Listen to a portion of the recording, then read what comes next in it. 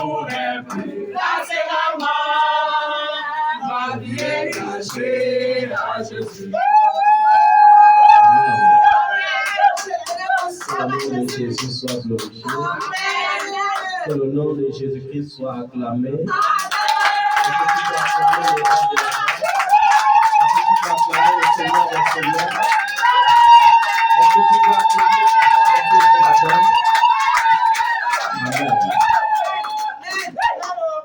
Il est le Dieu tout-puissant.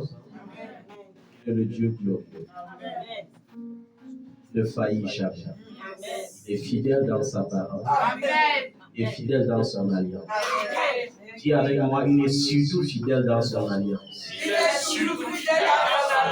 Vous savez, Dieu, c'est un Dieu de parité. On dit que Dieu établit sa justice sur l'équité. Ça veut dire que Dieu établit sa justice sur l'équilibre. C'est pourquoi lorsqu'il a fait la promesse à Abraham, Abraham a compris cela. C'est pourquoi Abraham, pour sceller l'alliance avec Dieu, a pris une génisse qu'il a tuée. Il a divisé en deux parties égales. Mais il fallait qu'il préserve la partie surtout qui revient à Dieu. Et ce n'était pas facile. Vous savez, une partie des Canaan est comme le désert. Et dans le désert, il y a les oiseaux qui aiment de la viande. Il y a les aigles, il y a les corbeaux. Il fallait préserver la part de l'Éternel de cela. Amen. Et ce n'était pas facile. Combien de personnes savent encore préserver la part de l'Éternel de nos jours? Aujourd'hui, nous sommes pressés de préserver notre part. Mais Abraham avait compris quelque chose que nous n'avons pas compris. Et si nous sommes ses enfants, il est important que nous comprenions ces choses pour être bénis à la dimension d'Abraham, notre Père. Amen. Amen. Il avait compris que même si sa partie s'égarait et que la partie de Dieu était préservée, alors sa partie allait être toujours retrouvée. Amen. Il faut toujours préserver la partie qui revient à l'Éternel. Ce n'était pas facile. La Bible dit qu'Abraham a gardé la partie qu'il avait réservée à l'Éternel sur l'autel de Dieu, sous un soleil ardent. Et il fallait qu'à chaque fois il se lève pour chasser les oiseaux, pour que les oiseaux ne viennent pas picorer la partie qui revenait à l'Éternel. Il a tellement chassé les oiseaux et l'Éternel l'a laissé sous ce soleil. Parfois, l'Éternel te laisse dans une épreuve pour voir jusque-là où tu peux arriver. Parfois, l'Éternel veut juste voir combien de fois tu l'aimes. Et Abraham a prouvé à l'Éternel qu'il aimait. Sous le soleil de 10 heures, il était présent. Sous le soleil de midi, il était là. Sous le soleil de 14 heures, il était là. Et la Bible dit que c'est vers 15 heures qu'Abraham a été fatigué. Imaginez un homme à l'âge d'Abraham qui a su garder la part de l'Éternel. Aujourd'hui, les gens n'arrivent pas à faire le culte debout pendant 1 heure de temps. Mais Abraham, notre père, malgré son âge, il était debout pour veiller sur la part de l'Éternel. C'est vers 15 heures, alors que la fatigue avait pris son corps, que Dieu s'est manifesté. Et Dieu, pour se manifeste toujours dans le secret. Dis-moi le secret. J'ai besoin que quelqu'un dise le secret. Le secret. Amen. Amen. La victoire se trouve dans le secret. Si tu ne savais pas ça, il faut que tu saches que les grandes victoires se trouvent dans le secret. Amen. Amen. Dieu a permis qu'Abraham soit assoupi, que le sommeil le prenne. Et alors, à ce moment, le feu est descendu du ciel et a consumé la part de l'Éternel. Et depuis ce jour, il y a une alliance scellée à perpétuité entre Abraham et l'Éternel, notre Dieu. Et Dieu également a scellé une alliance perpétuelle, une alliance encore plus grande que l'alliance qu'il a fait avec Abraham. Amen. Il a scellé une alliance par son propre sang. Parce que quand on dit le sang du Fils de Dieu, c'est juste pour ne pas que les gens disent qu'est-ce qui s'est passé pour que Dieu se donne. C'est Dieu lui-même qui s'est donné. Amen. Mais quand on parle des fils de Dieu, c'est parce que Dieu s'est fait chair. Et par amour, il n'est pas né comme un animal, il n'est pas né d'un animal, il est né de l'homme. Il s'est sacrifié pour toi et pour moi.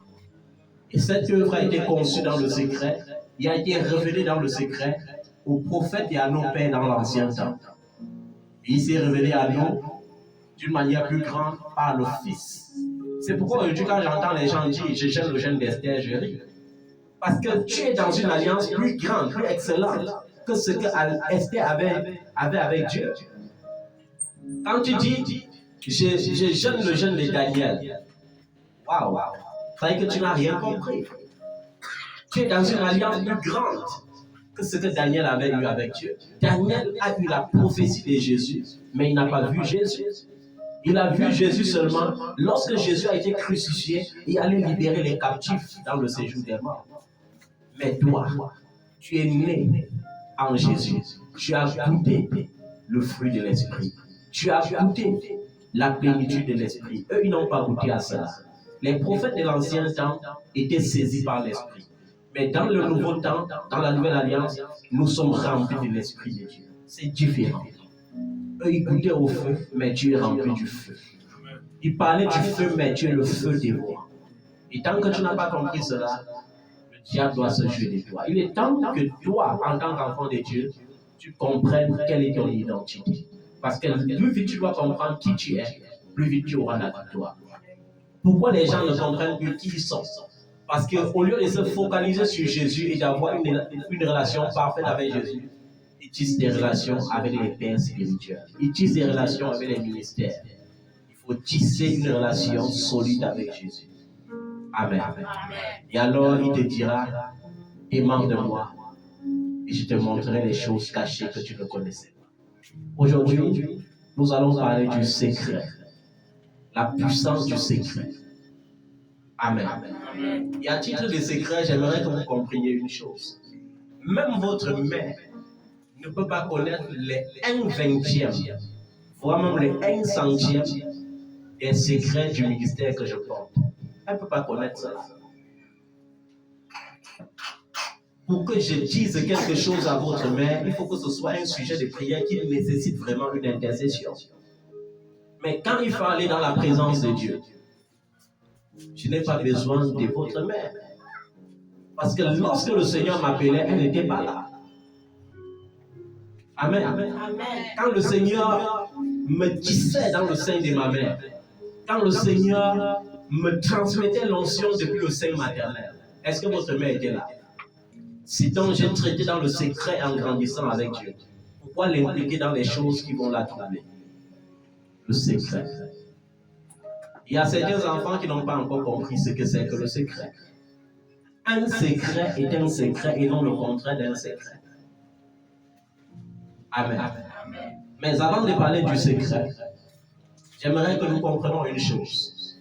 Dis avec moi, mon Dieu est un Dieu qui sécurise. Mon Dieu est un Dieu qui sécurise. Amen. Mon Dieu est un Dieu qui sécurise. Mon Dieu est un Dieu qui sécurise. Et je vais vous parler de la sécurité avant que nous parlons du secret. Dans Matthieu 10, quand Jésus décide de transmettre un peu d'onction à 70 et de les envoyer 2 par 2 dans les villages, et je parle 2 par 2, avec qui marches-tu? Avec qui coopères-tu? Avec qui partages-tu? Amen. Dieu. Il n'avait pas envoyé une personne, il envoyait 2 par 2. Amen. Et pour les envoyer, qu'est-ce qu'il avait dit? Il les avait donné des instructions. N'allez pas vers les non-juifs et n'entrez pas dans les villes des Samaritains. Allez plutôt vers les brebis perdues de la maison d'Israël et en chemin, prêchez en disant, le royaume des cieux est proche. Guérissez les malades, ressuscitez les morts, purifiez les lépreux, chassez les démons. Vous avez reçu gratuitement, donnez gratuitement. Ne prenez ni or, ni argent, ni monnaie dans vos ceintures, ni sac pour le voyage, ni de chemise, ni sandales, ni bâton, car l'ouvrier mérite son salaire. Amen. Jésus envoie les gens. Et ce n'est pas comme les missionnaires d'aujourd'hui. Aujourd'hui, quand quelqu'un veut aller en mission, il prépare sa mission. Préparer sa mission, ça veut dire quoi? Il achète la mallette la plus luxueuse possible, la plus belle valise possible, les meilleurs costumes. Il prend beaucoup d'argent des réserves. Amen. Mais un soldat qualifié, un ouvrier qualifié ne se soucie pas de ces choses. Par la grâce de Dieu, il y a des moments où j'ai été envoyé en mission sans frais de retour. Quand j'étais à la congrégation baptiste pour Christ, il y avait certains pères dans la foi qui m'envoyaient en mission dans des villages. Et pour aller dans ces villages, il fallait emprunter du train. Et on ne me donnait pas les frais de transport. Et on me disait, ta foi doit produire cela. Et je vous assure, Dieu est un Dieu suffisant. Les anges de Dieu rendent toujours le mystère dans les temps difficiles. Mais si tu n'as pas les yeux pour les voir, tu dois souffrir pour rien. Jésus avait dit, ne prenez pas les habits de rechange. Ne prenez pas les bourses. Il y a des gens qui préparent les voyages sur 4 ans. Depuis qu'ils ont le projet de voyage, ils achètent cela. Ils commencent à faire des bagages. Généralement, c'est parce que tu n'as pas confiance en Dieu. Mais quand tu sais que tu sais un Dieu suffisant, tu sais que ton Dieu suffisant a dit, l'ouvrier mérite son salaire. Pourquoi vous avez reçu gratuitement, donné gratuitement ne fonctionne plus aujourd'hui? Parce que l'Église est devenue un théâtre où on pense que l'onction se voit au travers des habits les plus somptueux, des voitures les plus belles, des comptes bancaires les plus fous. Un serviteur de Dieu n'a pas besoin de s'encombrer avec tout ça. Amen.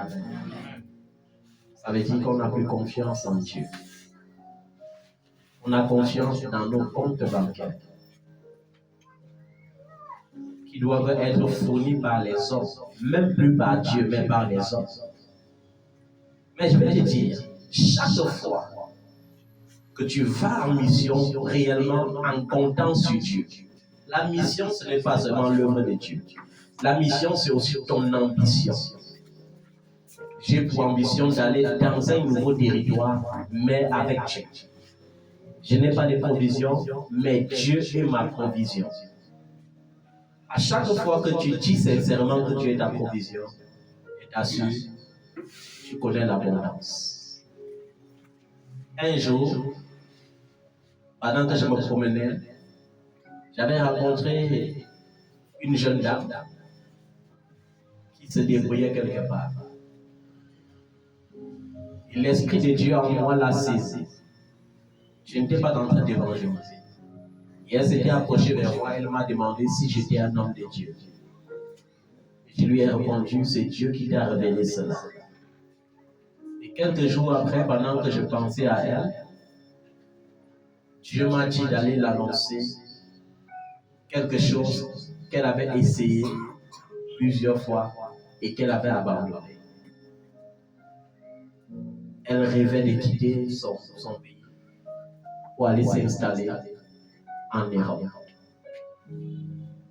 Et dans le secret avec Dieu, c'est pourquoi le secret est important. Elle avait dit, Seigneur, j'ai eu un enfant avec un homme noir qui m'a maltraité et qui m'a abandonné avec mon enfant. Alors je prends la résolution de ne plus jamais coucher avec un noir. Le seul avec qui j'irai encore au lit, ça sera mon mari blanc. Et il y a des gens qui pensent que c'est impossible pour une femme de faire ses vœux et de tenir. L'impudicité était un blocage. Elle avait compris cela sans même être en Christ. Et ce vœu était secret. Et elle a respecté ce vœu. Et pendant 5 années, elle a respecté ce vœu. Et vers la fin de la 5e année, comme Dieu, pour t'établir dans son héritage, passe toujours par un serviteur, Dieu a permis que je passe sur son chemin. Je lui ai dit, ainsi m'a dit l'Éternel, tu voyageras cette année. Et elle était dans le doute. Dans le doute, pourquoi? Parce qu'elle avait déjà perdu beaucoup d'argent dans les projets de voyage. Et elle ne pensait plus à cela. Elle disait, je cotise mon argent, j'ouvre ma ferme, je mène ma petite fille jusqu'à ce que je m'en aille de cette terre. Mais Dieu lui surprend et lui dit, ce que tu avais fait dans le secret, j'avais vu. Et le temps de l'accomplissement y arrive. Et comme elle était dans le doute, j'ai dit au Seigneur, donne-moi le temps prophétique de l'accomplissement. Et le Seigneur avait donné la date. Et comme nous étions en début d'année, Dieu lui avait dit, tu voyageras cette année, le 21 août, plus précisément. Et je me rappelle, vous savez, le diable, c'est quelqu'un qui aime lutter contre les prophéties. Quand son visa était sorti, on avait programmé son voyage pour le 20. Or, la parole qui était sortie avait dit le 21. Et quand nous avions pris le bus pour aller nous rendre à Douala, le Seigneur m'a dit, pendant que j'étais dans le bus, vous êtes en train de partir, mais elle ne voyagera pas aujourd'hui. Elle voyagera demain pour que ma parole s'accomplisse. Mais comme elle avait déjà tellement le zèle du voyage, elle était allée à l'acheter sa belle valise, les jolis tennis. Elle a changé l'argent. Elle a changé le CFA numéro. Elle était très contente. J'étais le seul membre de sa famille ce jour-là à l'aéroport. J'étais à la fois pour elle, son père, son pasteur, son bouclier. Elle me voyait beaucoup plus en ce temps-là comme un bouclier. Quelque chose lui avait dit, il faut que chaque fois que tu veux faire quelque chose d'important, qu'il soit là. Parce que quand il est là, ça va bien se passer. C'est le magicien de Jésus. Et je me rappelle quand on prenait son argent pour le voyage, elle m'avait donné pour que je donne. Et dans le secret, elle avait dit, de toutes les façons, si cette fois-ci on me frappe encore, je vais savoir que c'est passé par le type-ci. C'est lui qui était venu me parler du voyage avec son Dieu. Amen. Et quand nous sommes arrivés à Douala, dans l'hôtel où nous avions réservé pour nous reposer en allant à l'aéroport, il y avait une autre dame qui allait voyager, mais sa condition était différente. Elle avait plusieurs personnes en Europe. En fait, elle avait sa grande famille en Europe. Et à toutes les minutes, on l'appelait. Elle nous frustrait même avec. Oui, je quitte tout à l'heure, on va arriver à 20h, il faut être à l'aéroport. Et nous, on était là, on disait, oh, on a aussi qui là-bas qui nous attend. Mais je disais à ma fille, tu sais, tu as Jésus. Je lui disais, à chaque fois que tout ira mal, va à l'église évangélique. Parce que j'étais serviteur de Dieu à l'église évangélique à l'époque là. Je lui ai dit, chaque fois que tout ira mal, va à l'église. Parce que là-bas, il y aura la présence de Dieu. Et là-bas, Dieu doit te donner les solutions. Les gens peuvent avoir les hommes. Mais j'ai compris quelque chose. Le meilleur héritage, c'est quand tu as Jésus. C'est pourquoi lorsque Jésus a choisi Moïse, il a choisi le reste de la famille de Moïse. Il les a consacrés comme des prêtres à son service. C'était la tribu des Lévites. Et les Lévites sont devenus des prêtres au service de Dieu. Et lorsqu'on allait partager tout le territoire d'Israël, on n'allait pas partager en donnant pour les Lévites. Et je suis sûr que les 11 autres tribus disaient, waouh, quelle grâce de n'avoir pas été les Lévites. Mais il y avait un trésor caché derrière. Et quand Moïse avait demandé à Dieu, mais pourquoi les Lévites n'auront pas la part? Il a dit parce que l'Éternel est leur héritage. Quand c'est l'Éternel qui est ton héritage, c'est quelque chose d'important. Et c'est ça le secret de mon ministère. J'ai connu des enfants qui, par la grâce de Dieu, ont été bénis, ont été restaurés. Parce que la grâce que j'ai eue dans mon ministère, c'est de rencontrer toutes les personnes qui vont conjuguer le bonheur au passé, quand j'avais. Mais par la grâce de Dieu, par le ministère de la réconciliation avec Jésus-Christ, finit toujours par les restaurer et par les placer au-delà même de ce qu'ils étaient avant. Mais j'ai remarqué que la majorité d'entre eux aiment me dire lorsqu'ils sont bénis, papa, il faut que Dieu te bénisse aussi. Ils ont oublié que c'est eux mon salaire en Christ. Mais une fois bénis, ils oublient cela. Ils disent, papa, il faut que Dieu te bénisse aussi. Plusieurs le disent. Et à un moment donné, j'ai voulu m'interroger et compris que non, c'est parce que l'Éternel est mon héritage. Amen. Et le peuple d'Israël a été surpris du salaire des Lévites. Lorsqu'on a fini le partage, Dieu a maintenant dit, chaque Israël doit voir un Lévite comme Dieu.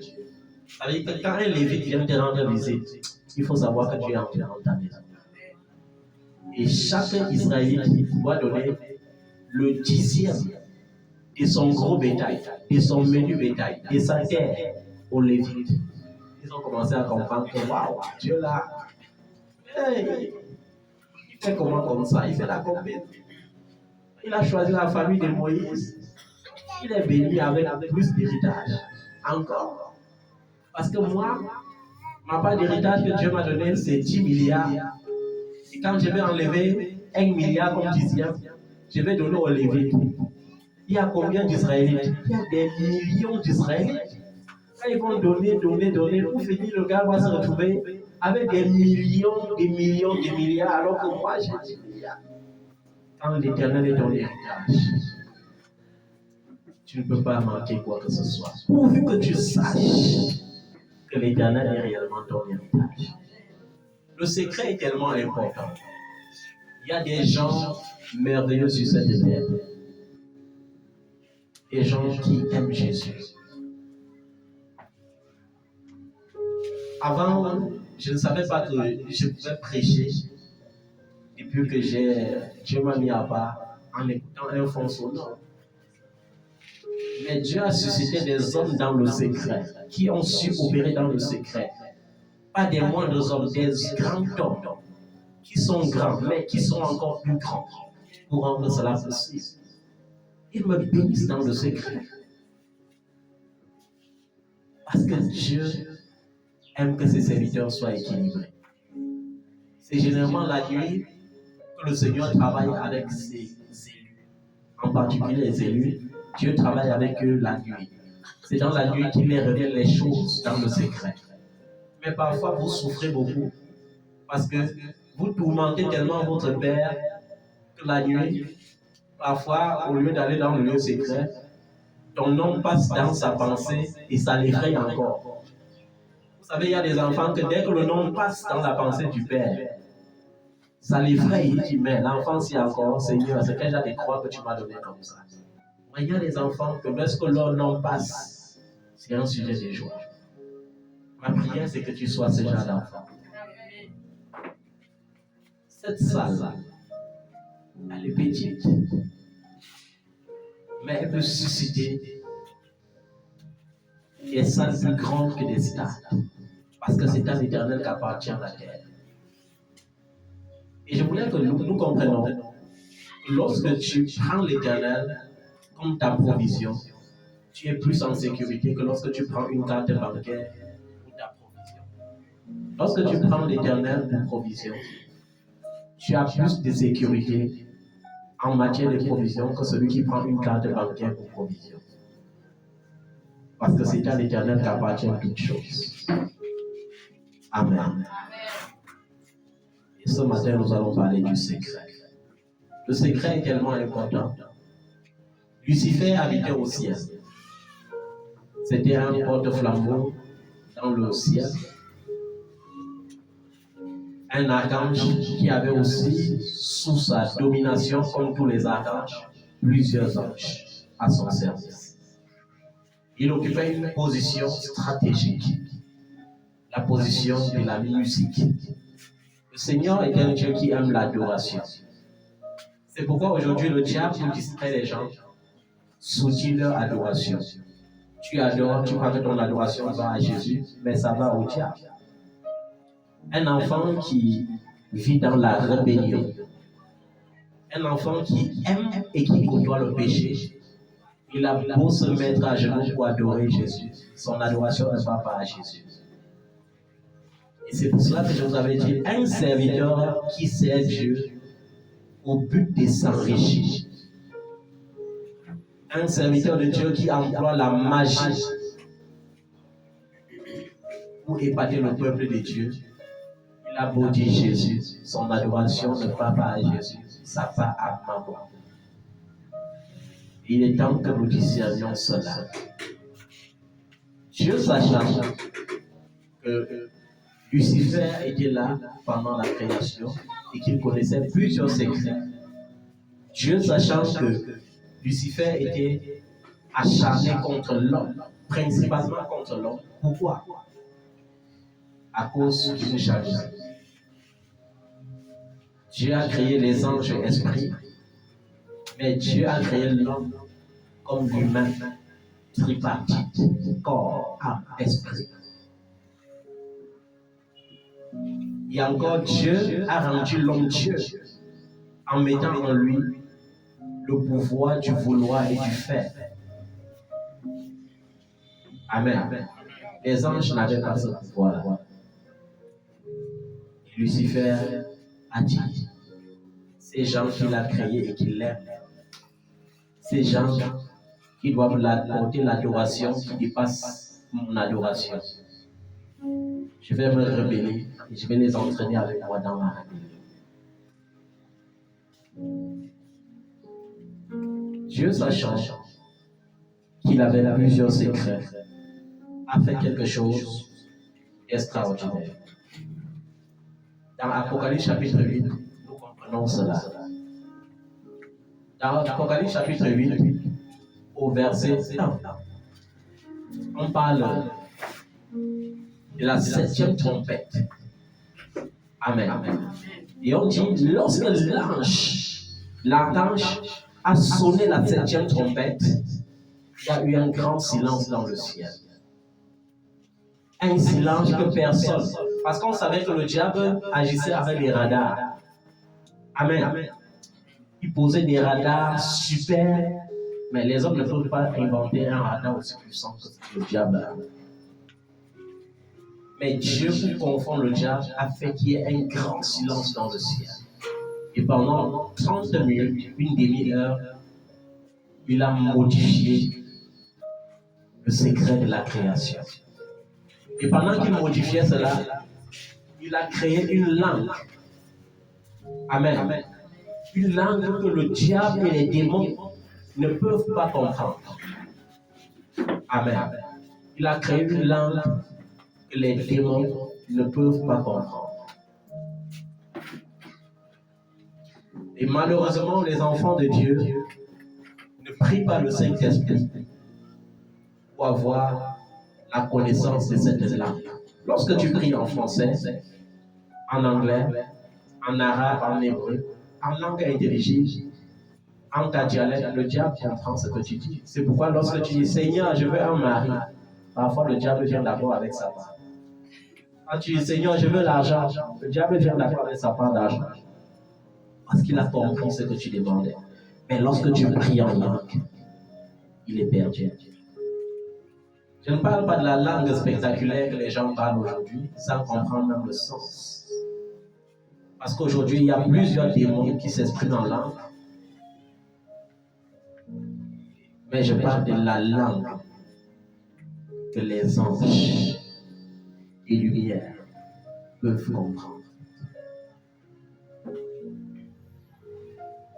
C'est pourquoi j'exhorte souvent le peuple de Dieu à demander le don d'interprétation des langues. Parce que cette langue, lorsqu'on parle, même celui qui parle, la Bible dit que son intelligence est stérile, il ne comprend pas ce qu'il dit. Si tu pries en langue en comprenant en même temps ce que tu dis, c'est qu'il y a un problème. Amen. Parce que quand tu pries en langue, ton intelligence est stérile. C'est un problème d'esprit, c'est une connexion en esprit. Tu es directement connecté à la source de la grâce. Tu es directement connecté au trône de Dieu. Et c'est un mystère que Dieu avait prévu pour les cas difficiles, pour que lorsque les enfants de Dieu se sentent en difficulté, qu'ils prient seulement en langue et que la solution arrive instantanément. Mais aujourd'hui, où est le parler en langue authentique? Je vais vous dire une chose.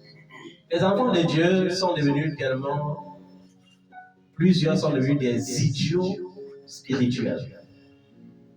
Au point qu'ils pensent que Jésus, c'est un Jésus qui trouble les gens. Jésus ne trouble pas les gens. Si tu entres dans un bus, tu commences à prier en langue. Les gens vont dire, mais c'est un fou.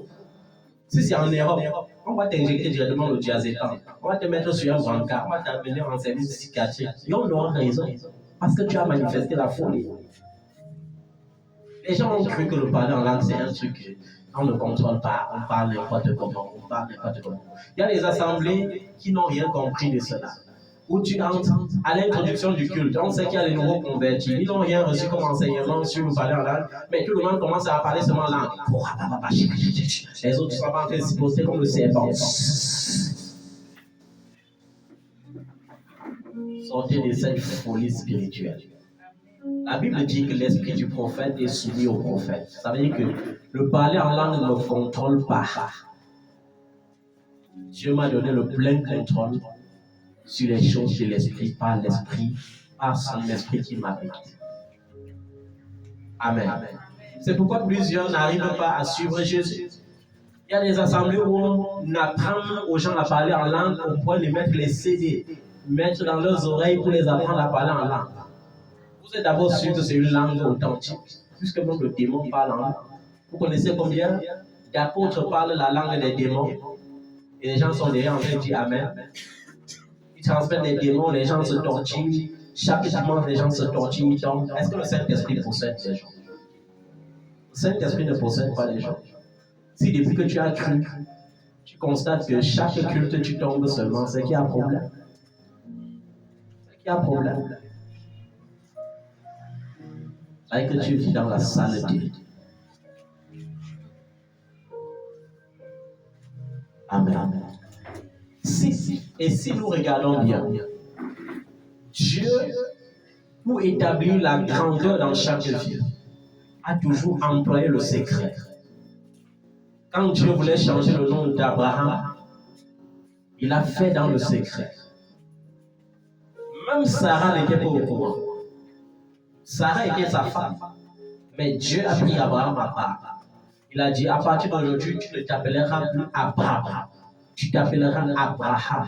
Et ta femme ne s'appellera plus Saraï, qui veut dire stérile, mais elle s'appellera Sarah, celle qui est capable d'enfanter. Quand Dieu a lutté avec Jacob, il n'a pas lutté quand il y avait sa famille. Jacob a d'abord dit à sa famille, avancez-vous. Il a bagarré toute la nuit avec Jacob. Et quand la lumière du jour voulait apparaître, Jacob a dit, mon frère, tu m'as donné les coups de poing, j'ai supporté, j'ai accepté. Jacob veut dire usurpateur, bandit. Oui, je sais, tricheur, j'ai triché. Je reconnais tout ça. Mais maintenant que j'ai reconnu tout ça, je ne peux pas te laisser partir comme ça. Amen. Je ne peux pas te laisser partir comme ça.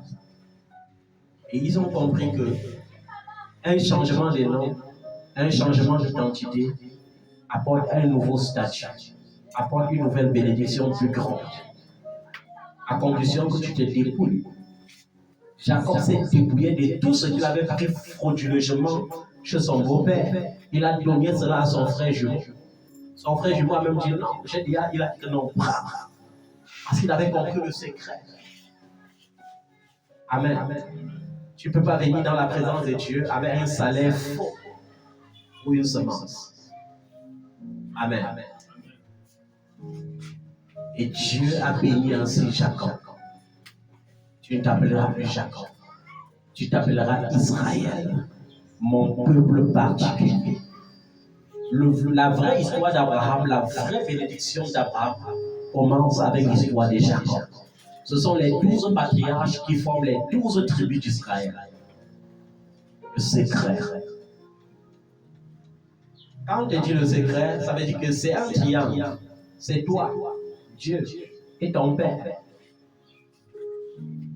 Mais il y a des gens qui ont cru que le silence signifie le Père, la mère et les cris au téléphone. Non. Le secret veut dire quoi? Tu as un projet. J'arrive. Tu sens que nous sommes en public. On ne mentionne pas ton projet en public parce qu'il y a des radars.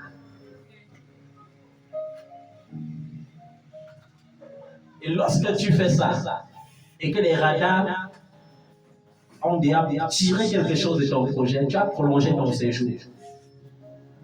Il y a des gens qui ont prolongé leur séjour au Cameroun. Ils vont partir, mais ils ont prolongé leur séjour. Peut-être parce qu'ils ne veulent pas se séparer de papa. Moi, je veux que tu te sépares de moi. Cesse de prolonger ton séjour. Il faut que ta bouche métallique cesse de s'ouvrir n'importe comment. Il y a des gens qui pensent que les démons et les sorciers menacent encore leur vie. Alors que Jésus a vaincu les sorciers et les démons. La seule chose qui menace ta vie, c'est ta bouche. Et vous avez vu comment j'ai raconté cette histoire. Quand on était en attente pour l'aéroport, cette femme, à chaque minute, si on ne l'appelle pas, c'est elle qui appelle, comme si elle voulait nous frustrer. Et oui, vous m'attendez, je vais arriver, vous préparez telle chose. Et oui, nous on dit tout à l'heure, Nous on était là, on était perdus. On avait que Jésus. Et comme c'était le 20, ce même 20, une nouvelle est sortie pendant qu'on partait à l'aéroport disant qu'on avait renvoyé le vol pour le 21. Parce que quand la parole de Dieu sort avec précision, elle s'accomplit avec précision. Et j'ai dit à ma fille, tu vois, la prophétie disait le 21, non, c'était impossible que tu voyages aujourd'hui. Nous sommes rentrés. Et quand nous sommes rentrés, il y avait encore un problème. Nous, on n'avait plus d'argent. On n'avait que les zéros. Les zéros, c'est pour manger en Europe. À l'époque, moi, je connaissais même que les zéros, c'est quoi. Mais dans mes balades en esprit, Dieu m'avait donné quelque chose comme 35 centimes. 35 centimes. Et je rends grâce à Dieu parce que quand ton temps va arriver, ça ne sera plus les centimes. On a évolué. J'étais un père qui aimait donner la semence à ses enfants. Et Jésus m'avait prouvé qu'il est le maître de la technologie. La 4G n'existait pas encore. Peut-être on était en 2G ou 1G amélioré à l'époque. Le coût des téléphones, c'était 300 francs la minute. En 2010. Et conduit par l'esprit, j'avais acheté une puce Orange, sans même savoir que Orange est une entreprise française. Et j'avais donné à ma fille, je lui avais dit, quand tu arriveras à l'aéroport, mets ça dans ton téléphone. Ton rôle, c'est seulement de mettre ça dans ton téléphone. Le reste, ça dépend de moi avec mon Dieu. C'est moi qui vais t'appeler. Amen. Et je lui avais remis 35 centimes. Et j'avais regardé sa valise, j'ai ri. J'ai regardé ses zéros qu'elle avait changés, j'ai ri. Et elle a dit, pourquoi tu ris? J'ai dit, parce que rien de tout cela n'arrivera en France avec toi. Tu arriveras avec les 35 centimes que je t'ai donnés. Amen. Amen. Et nous sommes rentrés. On n'avait plus l'argent pour payer l'hôtel pour nous reposer. On a dû se balader dans la ville de Douala toute la journée. On s'est baladé. Pour attendre que la nuit tombe, on s'est baladé. Et au bout d'un moment, on était fatigué, on ne pouvait plus. À 20h, on est allé se placer à l'accueil de l'hôtel. Et j'ai intercédé en esprit et je disais, Seigneur, ton serviteur n'est pas fait pour souffrir. Et le propriétaire de l'hôtel est arrivé, il nous a vus, il a demandé mais que font ces deux gens ici? On a dit non, ils avaient loué hier, mais aujourd'hui ils n'ont plus l'argent pour louer. Il a dit non, donnez-les une clé. Ils vont aller se reposer. Il y avait un secret dans ça. Dieu savait que c'était ma première fille spirituelle. Et comme on était dans les pièces séparées à l'époque, à la première nuit, il voulait qu'on soit dans une même pièce pour qu'elle prenne un dépôt maximal dans la prière. Et on est allé là-bas à 20h, on s'est reposé, on partait à l'aéroport à minuit. À minuit, quand on partait, on était dans la voiture et la dame appelait encore. Oui. Elle ne s'était même pas souciée que les deux là ont fait comment. Et pendant qu'on était dans la voiture pour l'aéroport, Dieu m'a parlé du secret. Et Dieu m'a dit, sais-tu que des deux, une ne partira pas? J'ai dit à mon Dieu, que ce ne soit pas ma fille doit partir. Amen. Et quand nous sommes arrivés à l'aéroport, quand on descendait de la voiture, j'ai dit à ma fille, est-ce que tu sais que de vous deux, une personne ne va pas partir? Mais rassure-toi, ça ne sera pas toi. Et quand nous sommes arrivés à l'aéroport, la dame était là comme quelqu'un qui connaît, elle a les habitudes des aéroports. Elle est entrée, elle n'a pas fait 5 minutes, elle est sortie en pleurant. Tous les années, qu'est-ce qui ne va pas? J'ai trop dépensé. Oh, ça ne va pas. Oh, on m'attendait. J'avais dit, tu ne peux pas voyager. Et ma fille est partie. Elle est sortie aussi quelques instants avec les pleurs. Et elle dit à Dieu, tu n'es pas un Dieu de confusion. Je lui ai dit, ma fille, je n'aime pas les émotions. Vous savez, j'avais le genre de foi qui s'exprime comme une folie. Tu es en train de pleurer, mais je dis que tu n'as pas de raison de pleurer. Je lui ai dit, ma fille, je n'aime pas les émotions. Pourquoi tu veux que je pleure? Moi, je ne peux pas pleurer, je suis là. Elle me dit, mais papa, tu ne comprends rien. On dit que mon document n'est pas formel, que je ne peux pas voyager. Je dis, non, ma fille. Je ne suis pas quitté de Douala, de Yaoundé pour Douala pour te ramener encore à Yaoundé. Je suis quitté de Yaoundé pour Douala pour te mettre dans la vie. Et tu dois entrer dans la vie. Et on parlait encore, et un officier est venu la tenir et allait la mettre dans l'avion. C'était pour elle comme un rêve. Amen. Et sur son billet d'avion, c'était marqué heure de départ, 5h45, heure d'arrivée, 19h45. Dieu sonde tout. Dieu, c'est le premier technologue. Amen. Et je me rappelle, lorsqu'elle a pris son vol, j'ai pris le bus à 6h pour retourner à Yaoundé. Et quand je suis retourné à Yaoundé, j'étais couché sur le canapé et je dormais. À 16h, le Seigneur me dit, appelle ta fille. Elle est à l'aéroport en train de pleurer. Je dis, mais Seigneur, dans quel aéroport? Le Seigneur me dit, elle est en France. J'ai dit, mais sur le billet, c'est que non, appelle-la. J'ai composé le numéro orange qu'il lui avait donné. Elle a décroché. J'ai dit, c'est moi. Je sais que tu es arrivé. Mais cesse de pleurer. Et tu es là. Dieu t'a annoncé toutes ces choses à l'avance. Il t'a dit que tu n'allais pas trouver ta valise. Donc tu ne devrais pas pleurer. Elle me dit, non, papa, le souci, c'est que même les zéros là, je n'ai pas trouvé. Mais tu as les 35 euros, 35 centimes euros que je t'ai donné. Elle dit que ça va faire, ça peut acheter quoi? Non, laisse Dieu faire son œuvre. Et c'était un mystère. Parce que à l'époque, tu ne pouvais pas appeler un numéro orange en France alors qu'on n'était pas en 4G. C'était un mystère. C'est Dieu qui avait créé ces ondes pour communiquer avec elle quelques minutes. Et juste après que le message fut transmis, ça s'est coupé et ça ne pouvait plus passer. Mais le message était passé. Et Dieu a envoyé une aide de destinée. On l'a pris à l'aéroport. Ce n'était pas sa famille d'accueil. Dieu a envoyé quelqu'un. On l'a pris, on est allé la loger confortablement. Dis avec moi confortablement. Confortablement. Amen. Amen. Le lendemain, sa famille d'accueil est venue la récupérer. Vous avez vu, quand Jésus est ta provision, il ne commence pas une œuvre sans l'achever. Amen. Dans Matthieu chapitre 6, la Bible dit au verset 1er, gardez-vous de faire des dons devant les hommes pour qu'ils vous regardent. Amen.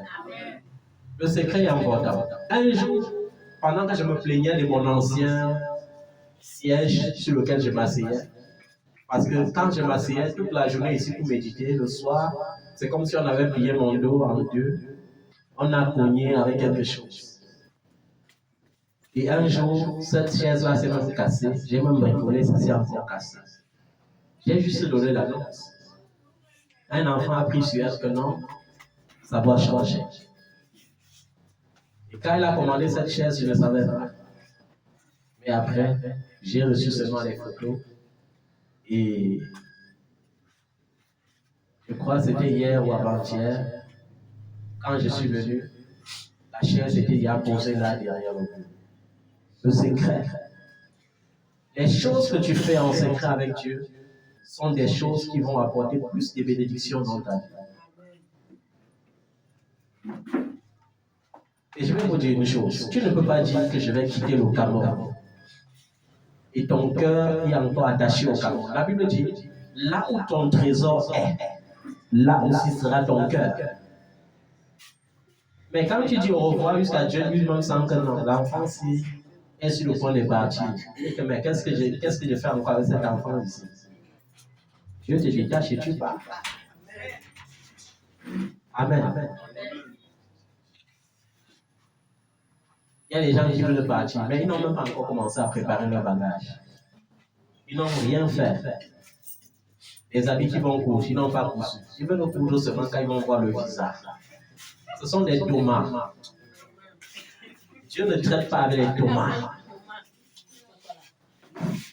Dieu a dit à Thomas, heureux sont ceux qui croient sans avoir vu. Quand Dieu t'annonce quelque chose, quand Dieu a annoncé cette chose à cette fille, vous connaissez combien de prophètes elle avait déjà parcouru? Vous connaissez combien de marabouts elle avait déjà parcouru?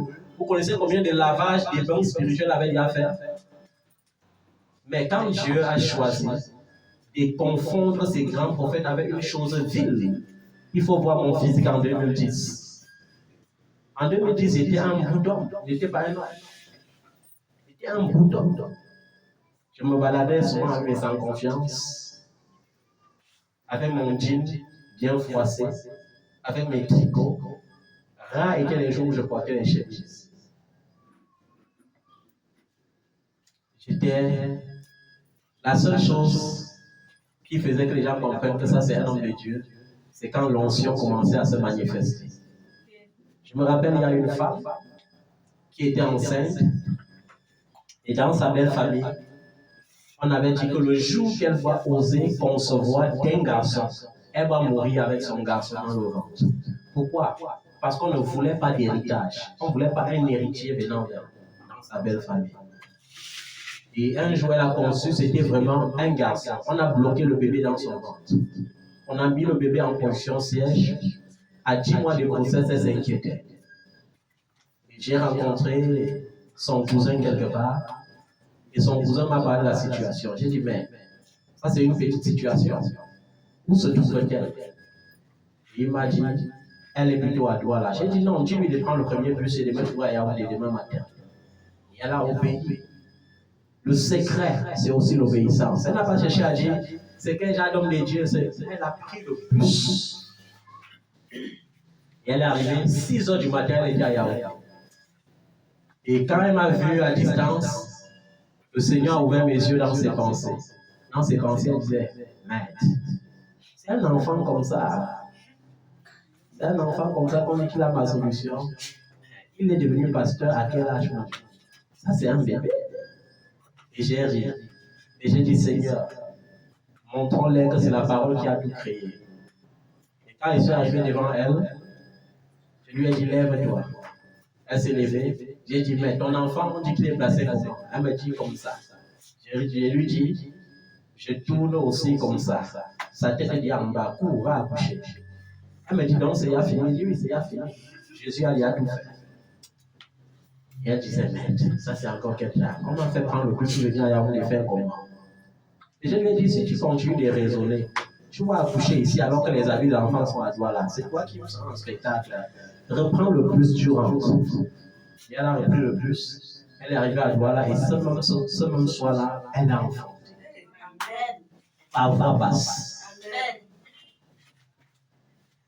Et dans cette même famille, pendant que je célébrais le culte d'action des grâces, il y avait la Benjamin de la famille qui était frappée par un esprit d'aliénation, un esprit de mongol.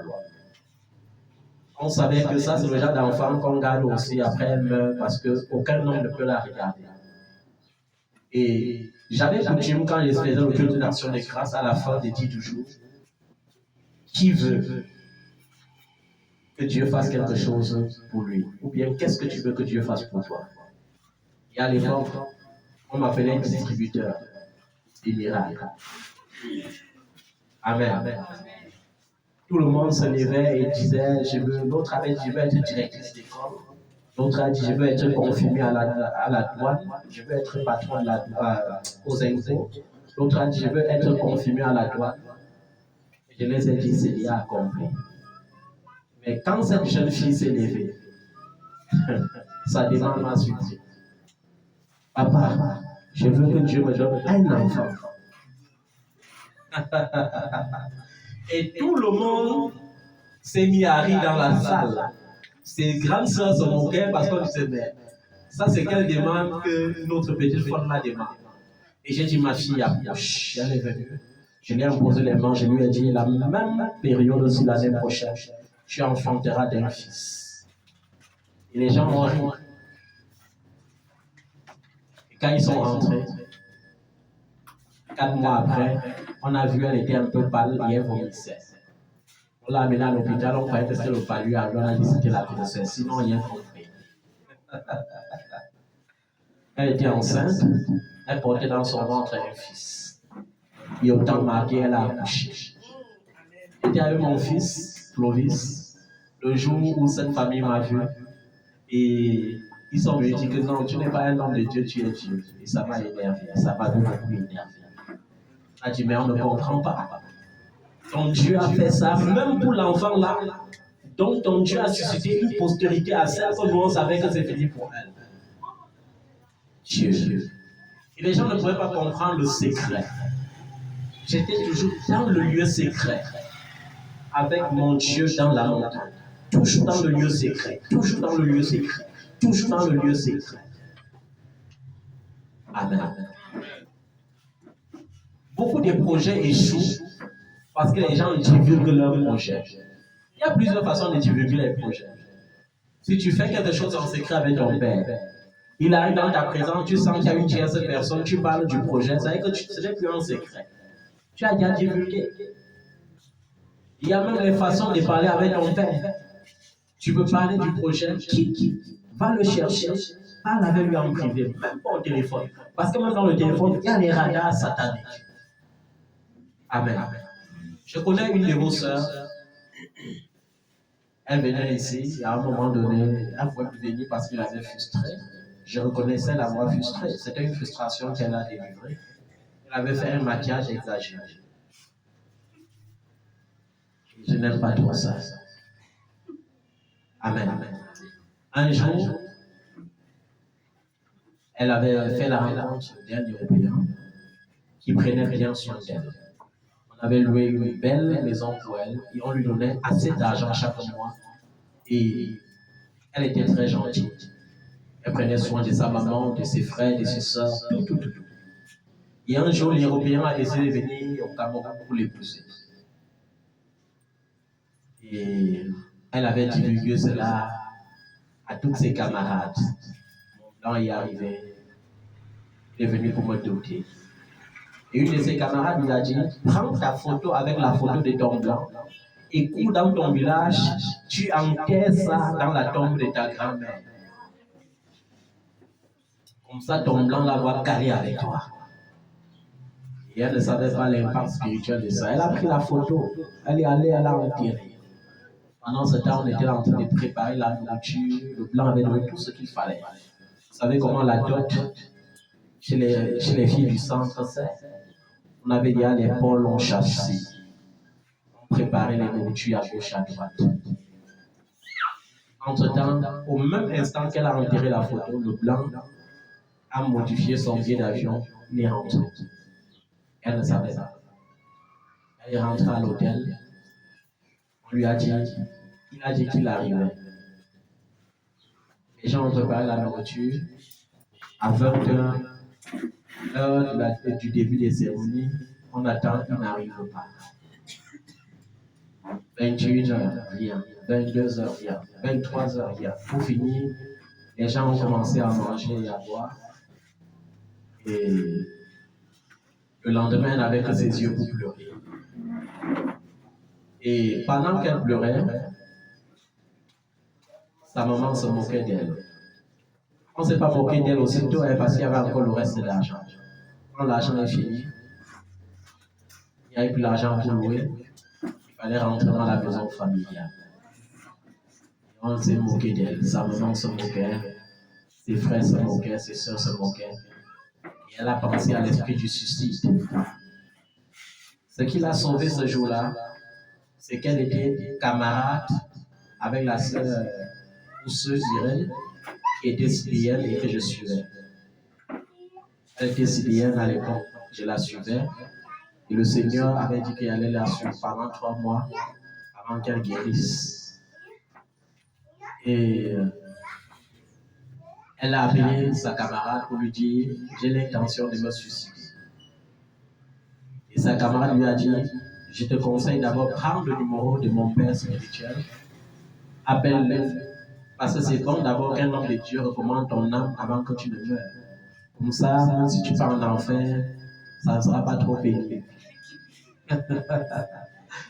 Et elle avait pris le numéro, elle m'avait appelé. Ce jour-là, j'étais à la montagne de Corpétit. Il était 14h. À l'époque, comme il n'y avait aucune maison là-bas, il faisait chaud. Et quand il faisait chaud, j'allais être condamné toujours à prier. Sous la chaleur comme sous la pluie, je priais. Et quand elle m'a appelé, je lui ai dit, oui, ma fille, qu'est-ce qu'il y a? Elle m'a expliqué son problème. Je lui ai dit, non, on ne peut pas régler ça au téléphone. Renseigne-toi, tu trouves la montagne de Corpétit, tu viens me trouver là-bas. Elle est venue me trouver à la montagne. Et je lui ai dit, ma fille, raconte-moi ton histoire. Elle a raconté cette histoire et elle s'est mise à pleurer amèrement. Elle me dit, mon père, me voici aujourd'hui, j'ai plus de 30 ans, je n'ai plus de fiancé, je n'ai même pas un enfant qui peut me consoler. C'est pourquoi j'ai trouvé que c'est mieux que je meure.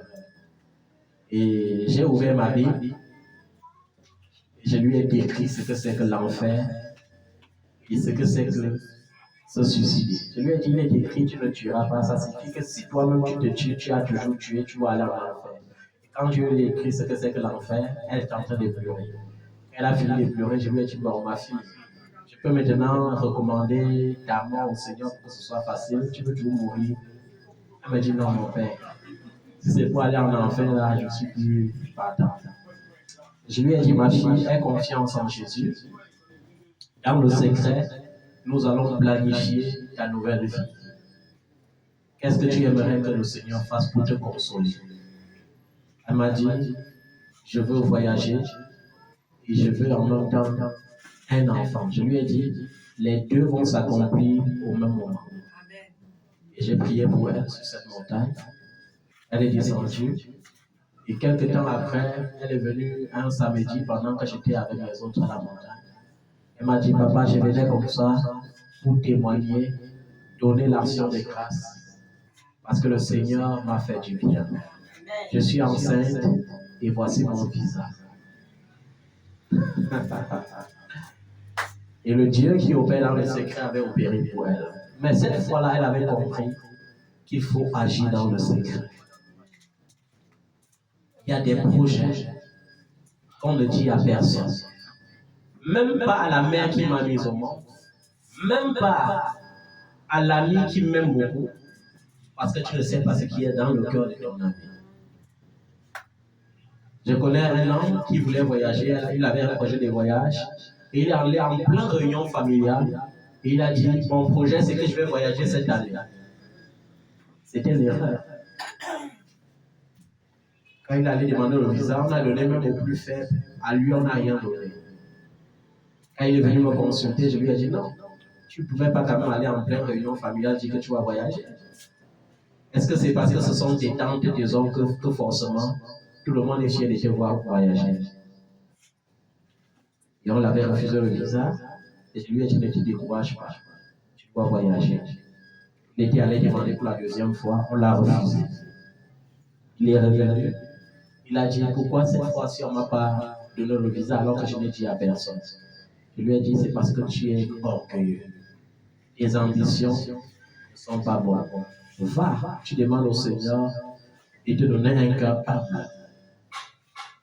Un cœur qui a des ambitions qui contiennent les intérêts de Dieu. Il est allé, et la troisième fois, on l'a encore refusé le visa. Je lui ai dit, tu dois voyager. Ton cœur est presque accompli. Pas encore, il travaille ton cœur.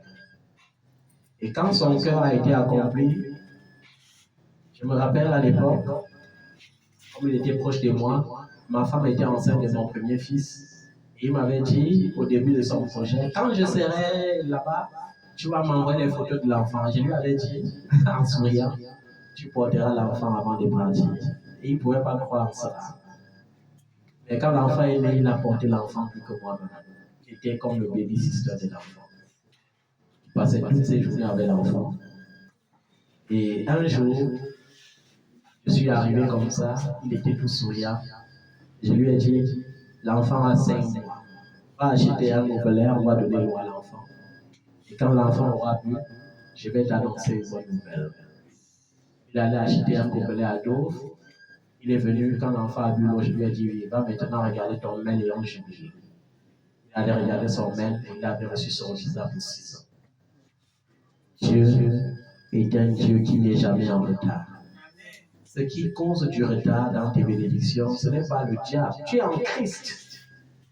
Le diable n'a rien à traiter avec quelqu'un qui est en Christ. Ce ne sont pas les sorciers, ils tremblent devant toi. Ce ne sont pas les démons tremblent en ta présence. Mais parfois, c'est ton cœur qui est en retard. C'est ton cœur qui est lent à être transformé. C'est ta bouche qui ne sait pas se taire. Et c'est un grand blocage. Quand on a des projets, on ne marche même pas avec n'importe qui. On ne s'assoit même pas dans n'importe quel milieu. Mais tu portes l'odeur de Jésus. Tu peux bénir les païens avec. Après, tu peux accompagner le païen à l'aéroport, tu rentres, tu pleures encore. Tu dis, Seigneur, pourquoi ce ne sont que les païens qui sont bénis? Ils sont bénis au travers de la grâce que tu les communiques. Parce que tu viens à l'église chercher la grâce et tu vas déposer dans leur vie. Tu n'as pas encore remarqué qu'il y a certains païens qui aiment toujours te rendre visite, qui aiment toujours être avec toi. C'est la grâce qui est sur toi qui les recherche. Et Dieu va leur donner. Parce que c'est Dieu qui les a aussi créés. Amen. Le secret. Quand un grand projet est connu par un grand nombre de personnes, surtout en famille, il y a de fortes chances que ça échoue. Est-ce qu'on se comprend bien? Ça échoue. Parce qu'il y a certaines tantes ou certains oncles qui vont te dire, je vais t'accompagner dans ce projet, mais au fond, même lorsqu'il dépense ses centimes, son souhait c'est que ça échoue. Tu ne dois pas être à la base où ses enfants sont, tu ne dois pas être au même niveau que ses enfants. Il a mis ça dans son cœur et tu ne connais pas. Amen. Et je vous ai toujours dit, Caïn était né du même père et de la même mère que Abel. Mais ça n'a pas empêché de tuer Abel par jalousie. Et la semaine dernière, je vous expliquais que les frères de Jésus le jalousaient aussi. Amen. Moi-même, je suis conscient en tant qu'homme de Dieu que même dans ma propre famille, il y a des gens qui disent mon père, c'est notre père, mais au fond, ils cherchent comment faire pour me renverser. Combien de fois alors les étrangers? Ne sois pas comme cette femme qui était à l'aéroport, toujours en train d'appeler ceux qui sont liés là-bas. Vous voyez, j'arrive demain, j'arrive demain, j'arrive demain. Non, non, non. Surprends-les. Surprends-les. Il y a des enfants qui vont rester un jour chez eux. Je vais appeler, je vais dire, indique-moi ta maison. Je suis déjà là. Ce n'est pas un rêve, c'est moi. Le secret. À chaque fois que tu divulgues le secret, tu prolonges. Et c'est toi qui souffres. Et ce qui me fait mal, c'est que tu souffres et tu me fais souffrir. Parce que plus vite tu es béni, et ça fait 1 des mois. Vous savez combien d'enfants ont des problèmes, des restaurations? Parce que le plus difficile dans le règne de l'esprit, dans l'œuvre de Dieu, c'est de restaurer les vies. Délivrer les gens, c'est facile. Mais restaurer les vies, ce n'est pas facile comme vous pensez.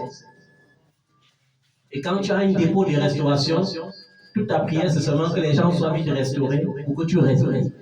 Parce que tant qu'ils ne sont pas restaurés, tu n'as pas de sommeil. À moins que tu ne sois un père inconscient.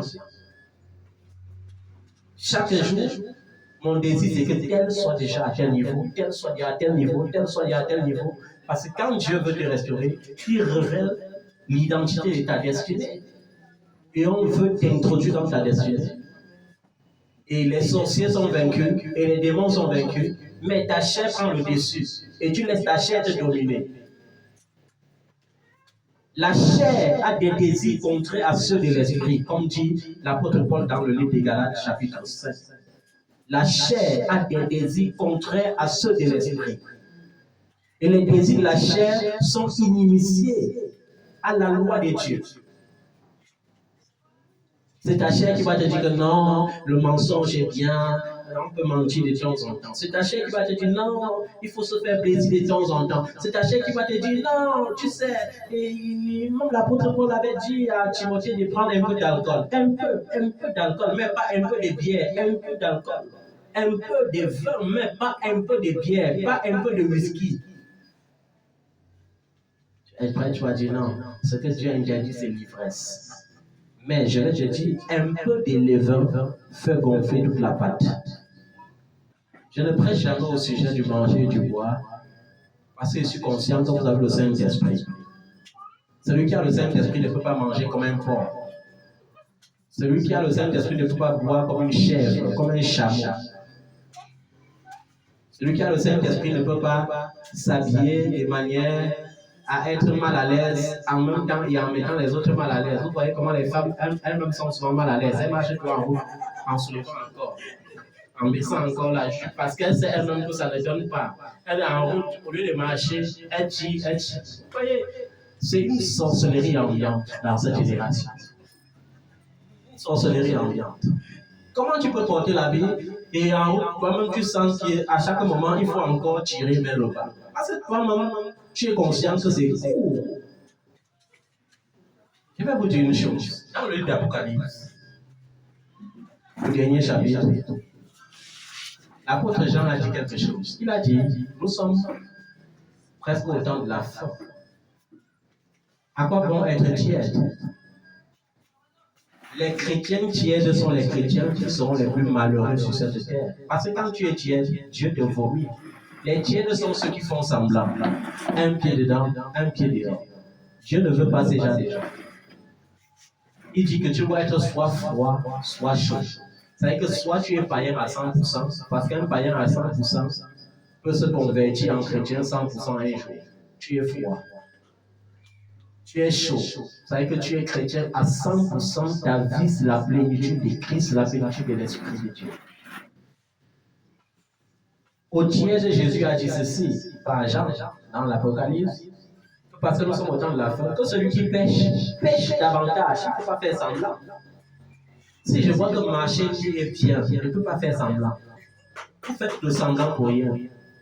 Si je suis convaincu que marcher nu est bien, non, je ne dois même pas mettre avant de passer mon temps à baisser. Je marche nu. Oui. Et si je vois que se sanctifier est bien, je dois me sanctifier. correctement. Que celui qui vit dans la sanctification vive dans la sanctification à 100%. Et que celui qui a décidé de pécher ne fasse pas semblant. Quand tu fais semblant, c'est que tu ne juges même pas de ta vie. Si tu es convaincu que le péché est bien, pêche. Fais juste que personne ne pêche dans l'Ancien Testament ni dans le Nouveau Testament plus que toi. Ne fais pas semblant. Comment tu peux faire semblant de mentir de temps en temps? Si tu crois que le mensonge est bien, mens tous les jours, mens à chaque instant. Il ne faut pas servir ton père à moitié. Non. C'est ça qui énerve souvent le diable. Parce que tu mens souvent, après tu veux dire encore la vérité. Ça l'énerve aussi. C'est-à-dire que tu n'es même pas en sécurité dans les deux cas. Tu es au milieu comme un flottant. Tu ne sais pas là où le vent va te déposer. Amen. Le secret. Si Dieu a conçu la langue dans le secret, la langue de l'esprit dans le secret, et si Dieu a dit, comme nous étions dans Matthieu 6, nous allons lire pour conclure.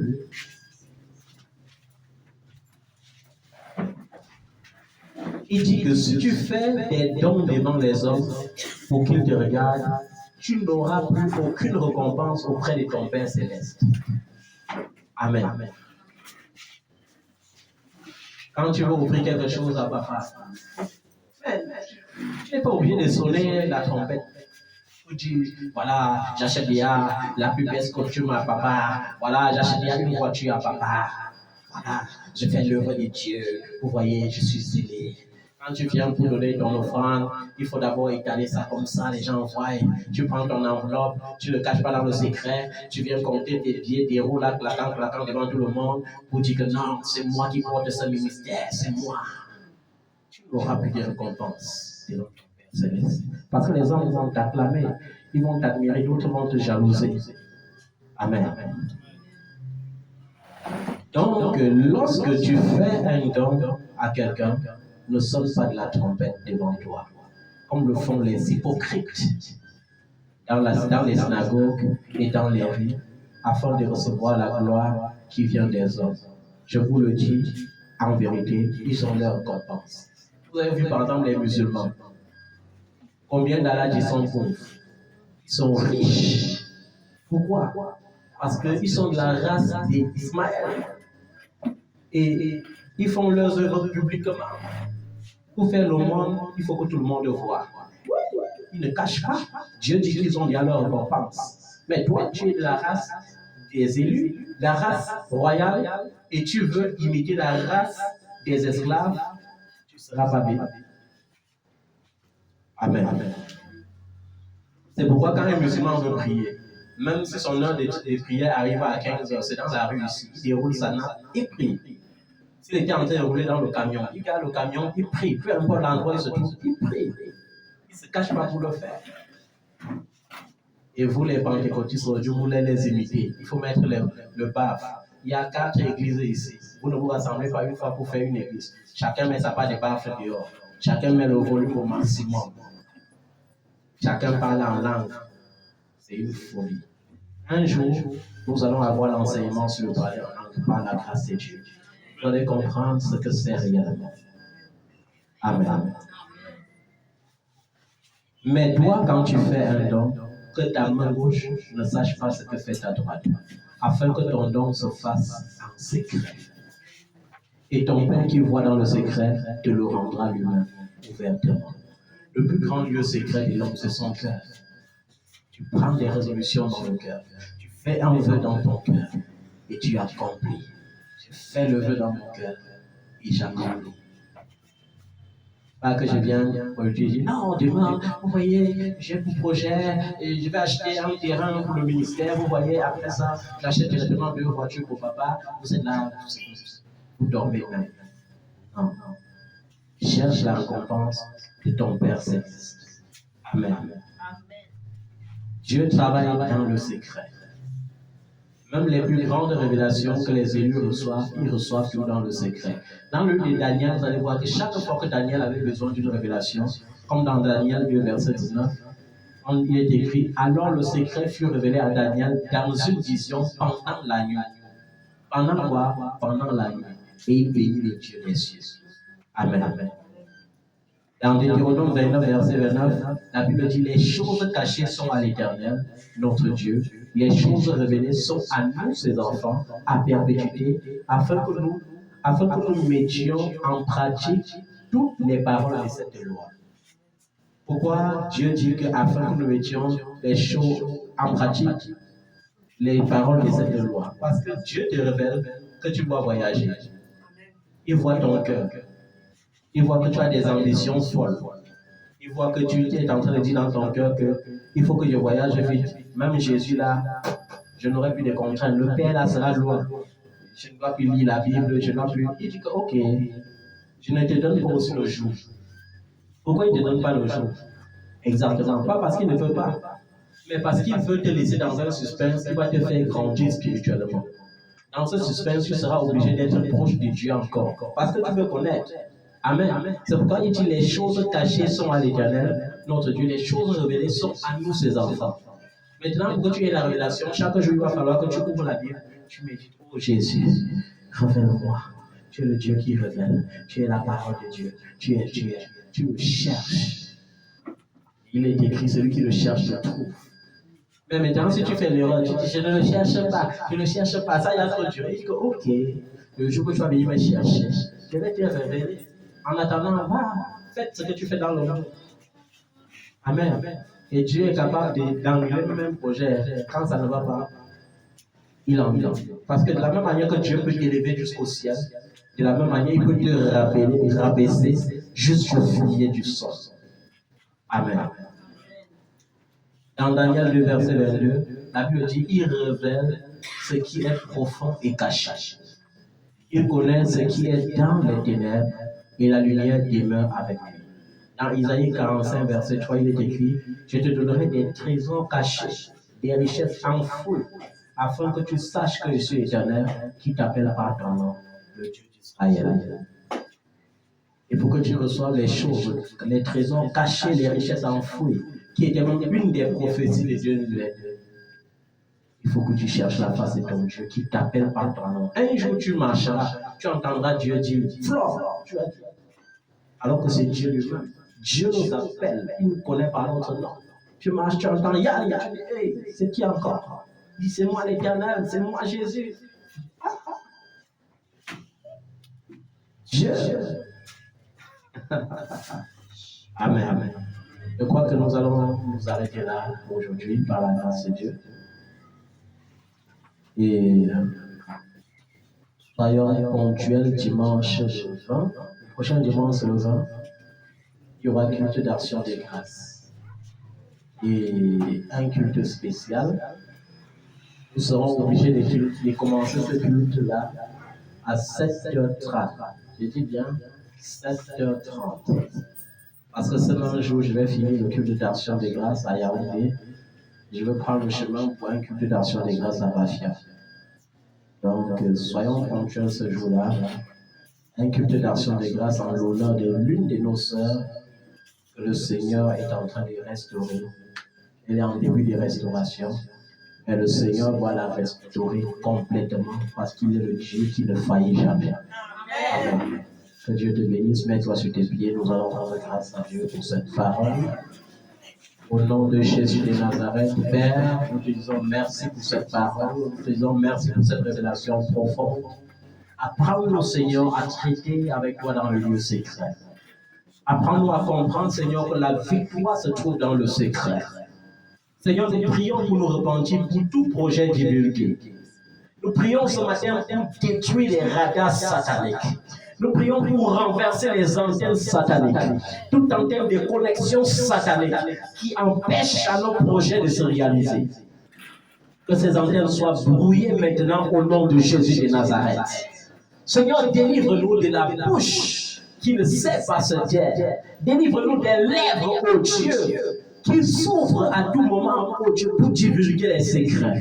Au nom de Jésus de Nazareth. Seigneur, nous te supplions que nos projets ne soient pas annulés, que nos projets ne soient pas effacés, mais que nos projets se réalisent, ô Dieu. Ah, tu ne faillis jamais. La Bible déclare, Seigneur, que nous les hommes, nous pouvons être infidèles. Mais toi, tu es Dieu, tu demeures fidèle, parce qu'en toi, il y a un changement, une ombre de variation. Dieu ne peut pas faillir. Dieu demeure fidèle, parce que Dieu ne peut pas régner sa parole. Seigneur, ta parole est la vérité. Nous prions que tu nous sanctifies par la vérité. Au nom de Jésus de Nazareth. Seigneur, prends le total contrôle de chaque vie. En cette fin d'année, prends le total contrôle. Que ton feu bouillonne dans les corps. Seigneur, pour détruire les maladies, pour détruire les infirmités. Seigneur, que tes anges campent pour préserver des accidents, pour préserver des incidents, pour préserver des légions de la mort. Au nom de Jésus de Nazareth. Nous prions, Seigneur. Laisse que ta grâce se manifeste. Nous sommes en attente de bonnes nouvelles. Nous croyons encore aux bonnes nouvelles. Pendant que nous ferons le bilan, Seigneur, nous te rendrons grâce. Et nous te rendons encore grâce pour tous les mariages que nous avons reçus en cette année 2022. Nous te rendons grâce pour les naissances. Oh Seigneur, tu nous as donné beaucoup de bébés en cette année et tu n'as pas encore fini. Tu n'as pas encore terminé, Seigneur. Tu feras encore. Il y aura encore des naissances avant janvier prochain. Car tu es le Dieu glorieux. Tu es le Dieu infiniment riche. Tu es le Dieu de l'abondance. Cette femme qui attend d'être enceinte tombera enceinte. Et à la même période l'année prochaine, elle enfantera. Parce que tu es le Dieu fidèle. Seigneur, merci. Parce que tu es le Dieu qui restaure. Et tends ta main, Seigneur, dans les vies. Restaure-les, Seigneur. Restaure, relève, Seigneur, celui qui manquait de force. Relève et donne le courage et la vigueur spirituelle à celui qui était découragé. Redonne la vigueur spirituelle au nom de Jésus. Relève, Seigneur, celui-là qui manquait la force pour se relever. Prends le total contrôle de toutes choses, de chaque situation. Ouvre les portes nouvelles, ouvre les portes d'opportunité, car tu es le Dieu de la surprise. Et tu surprendras quelqu'un. Tu surprendras quelqu'un par une bonne nouvelle. Tu surprendras quelqu'un par une grâce, oh Dieu, nouvelle. Tu surprendras quelqu'un par un miracle, parce que tu n'as pas changé. Seigneur, merci. Que ton nom soit béni, que ton nom soit célébré, que ton nom soit exalté, que ton nom soit acclamé, roi de ma vie, que ton nom reçoive l'hommage, Jésus, reçois l'hommage. Merci, Seigneur. Merci. Au nom de Jésus, nous avons prié. Amen. Que Dieu vous bénisse. C'est ton nom, nous avons grâce à Dieu.